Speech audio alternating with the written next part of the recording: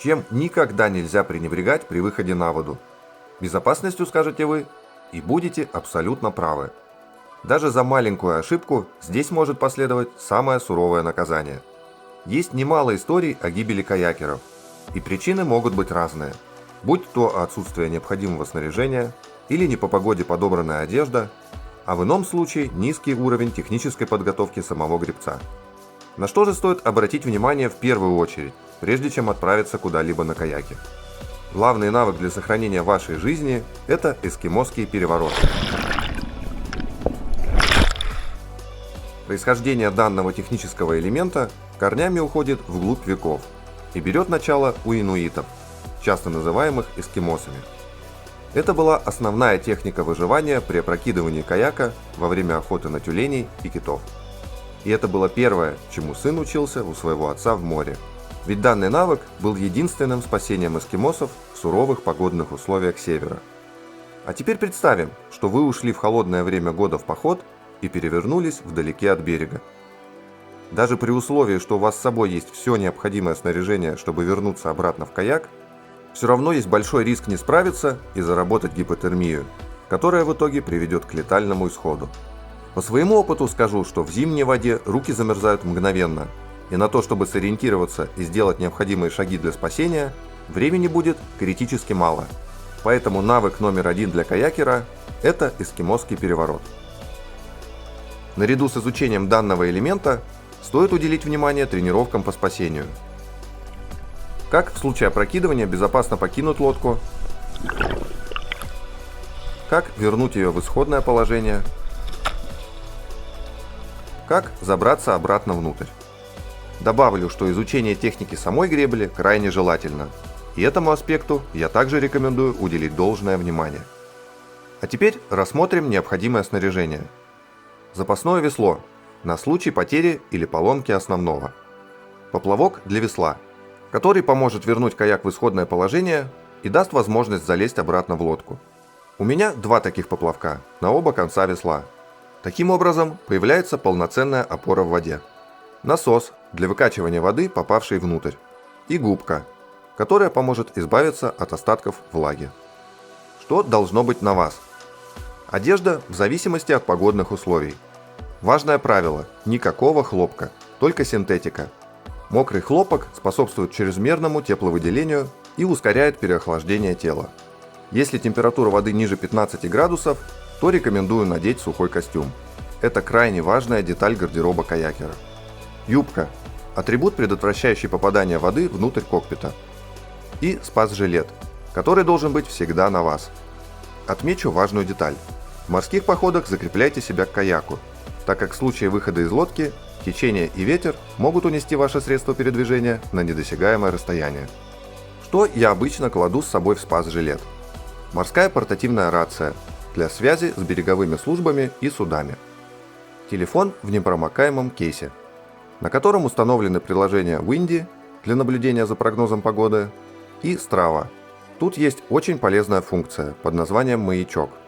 Во время всего пути данные о местоположении в реальном времени будут видны вашим близким. Также на самом телефоне присутствует функция SOS. Устройство отправит сообщение с текущим местоположением контактам, выбранным на случай экстренной ситуации. Если вы собираетесь плыть вдалеке от берега, то желательно оповестить береговую службу спасения о вашем маршруте. Идем дальше по списку. Электронная сигнальная ракета, которая может подавать сигнал бедствия вплоть до 8 часов подряд. Налобный фонарик. В темное время суток незаменимая вещь. Складной нож для мгновенного перерезания веревок, сетей и прочего. Свисток. Необходимый, конечно, не для отпугивания акул, как в старом анекдоте, а для сигнализации о помощи. Веревка и несколько карабинов на экстренный случай. И, разумеется, гидратор с водой и какой-нибудь перекус. Восполнить необходимую энергию. Также стоит иметь при себе аптечку и комплект запасной одежды. Что касается сплавов на бурных реках. Здесь обязателен шлем для защиты головы, так как камней и прочих препятствий на реках много, и спас-конец. Крайне многофункциональный инструмент, который можно применять в различных обстоятельствах. Сухой костюм здесь не менее важен, ведь намокать придется довольно часто. Также отмечу, что в одиночку соваться на белую воду не стоит. С степень риска крайне высока, и в сложных ситуациях всегда должен быть надежный товарищ, который придет на выручку. Все вышеизложенное основано на моем личном опыте. И если вам, дорогие зрители, есть что добавить, то смело делитесь своими наблюдениями в комментариях.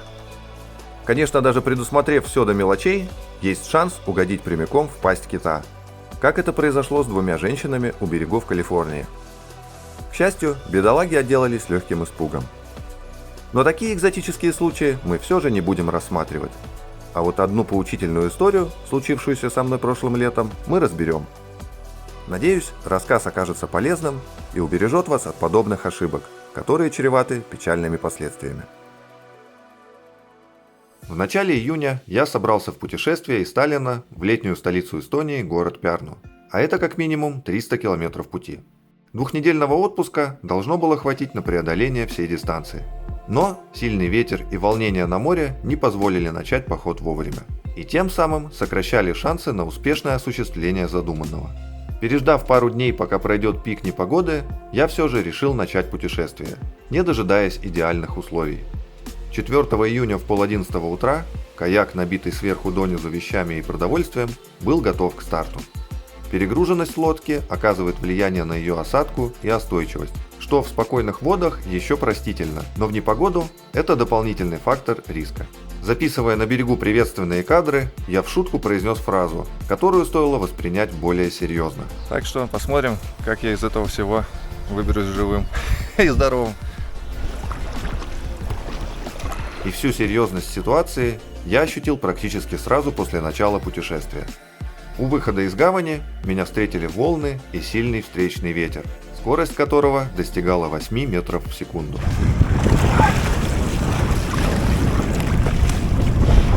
По шкале Бофорта это что-то в промежутке между 4 и 5 баллами. В общем, такой вот умеренно свежий ветерок и составил мне компанию в тот день. Кто не знает, о чем речь, поясню. В 1805 году сэр Фрэнсис Бофорт разработал 12-бальную шкалу оценки скорости ветра по его действию на наземные предметы и по волнению моря. Данной шкалой широко пользуются в морской навигации по сей день. Выйдя в Таллинский залив, я направился к полуострову Пальясаре, где планировал сделать первую остановку. В обычный погожий денек этот маршрут занимает около часа, а меня в этот раз ожидало 3 часа борьбы со стихией. Разумно поинтересоваться, зачем вообще надо было идти дальше? Поясню. До того, как начать активно ходить в море, я освоил и приобрел все то, о чем рассказывал вам ранее. А получив вдобавок опыт зимнего каякинга, чересчур поверил в себя и утратил должную бдительность. На видео может показаться, что ничего страшного не происходит и особых трудностей нет. Но поверьте, это было действительно непросто. Приноровившись к погодным условиям, я периодически оглядывался по сторонам, проверяя наличие идущих по заливу судов. Пока все шло неплохо. Когда 1/3 пути была пройдена, впереди в паре километрах от меня было замечено странное плавучее средство. Приглядевшись, я не поверил своим глазам. До этого момента видеть подводную лодку мне доводилось только в различных кинофильмах или музеях. А когда через полчаса слева по борту я увидел идущий в мою сторону военный корабль, то отчетливо понял, что происходят какие-то маневры.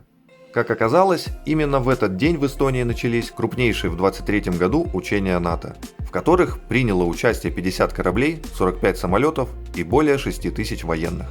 Тут меня посетила блестящая по своевременности мысль о возвращении назад. И оценив обстановку, я понял, что нахожусь посреди залива, в самой оживленной точке пути следования судов.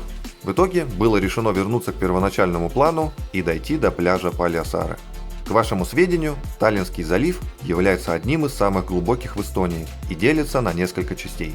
Какумяе, Копли, Пальясаре и Таллинский рейд, высота волны на котором иногда достигает 4 метров. С этим вселяющим уверенность фактом я не был знаком. Но не беда, ведь проходящие мимо суда всегда дают возможность в полной мере прочувствовать на себе корабельные волны. Пару раз я был на грани переворота, но, к счастью, тренировки не прошли даром, и мне удалось остаться на плаву. Только подойдя вплотную к берегу, я ослабил хват и смог перевести дух. Никогда прежде я не чувствовал такого счастья, оказавшись на земле. О том, чтобы продолжить путешествие, разумеется, не могло быть и речи. Обдумав ситуацию, было решено перейти к плану «Б». Через несколько дней я был на берегу озера Выртсярв, откуда берет начало 100-километровая река Эмо-Иги, по которой я и отправился навстречу новым приключениям. Но, как сказал бы Леонид Семенович Каневский, Впрочем, это уже совсем другая история.